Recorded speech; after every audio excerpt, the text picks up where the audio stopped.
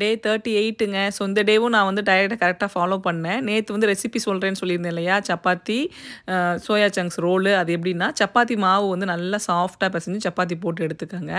Soya chunks ரோலுக்கு பார்த்தீங்க அப்படின்னா, சோயா சங்க்ஸ்க்கு என்னென்ன போடணும் அப்படின்னா, பொடி பொடியா நறுக்குன வெங்காயம், இஞ்சி பூண்டு பேஸ்ட்டு, கொத்தமல்லி, கேரட் எல்லாத்தையும் போட்டு நல்லா வதக்கி எடுத்துக்கங்க. கூடவே ஒரு தக்காளி பழம் நல்லா பொடியா அரிஞ்சு சேர்த்துக்கங்க. இது எல்லாத்தையுமே நல்லா வதக்கிட்டு, கொஞ்சமா வீட்ல அரைச்ச மிளகாத்தூள், கரம் மசாலா போட்டு நல்லா ஒரு பெரட்டுருங்க. பச்சை மசாலா போனதுக்கு அப்புறமா நம்ம வந்து வெட்டி வச்சிருக்கிற சோயா சங்க்ஸை வந்து பொடி பொடியா நறுக்கி வச்சு அதையும் உள்ள போட்டுறணும். நல்லா ஒரு பெரட்டி எடுத்துக்கங்க. என்கிட்ட வீட்ல செஞ்ச சுண்டல் மசாலா கொஞ்சம் இருந்துச்சு. நான் அதையும் சேர்த்துக்கிட்டேன். இது வந்து ஆப்ஷனல் தான். வேணும்னா சேர்த்துக்கங்க, இல்லைன்னா விட்டுருங்க. நல்லா பெரட்டி எடுத்துட்டீங்க அப்படின்னா நம்மளோட ஸ்டஃபிங் வந்து ரெடி. அதுக்கப்புறமா சாஃப்ட்டா இருக்கிற சப்பாத்தில நடுவுல உள்ள வச்சு ரோல் பண்ணி விட்டுருங்க. லஞ்ச் பாக்ஸ் குடுத்து விடுறீங்க அப்படின்னா, கீழ அலுமினியம் ஃபாயில் வச்சு சுத்திட்டீங்க அப்படின்னா, உங்களுக்கு வந்து பிரிஞ்சு வராம இருக்கும். ரொம்ப ரொம்ப ஹெல்தியான ரெசிபி. கண்டிப்பா ட்ரை பண்ணுங்க.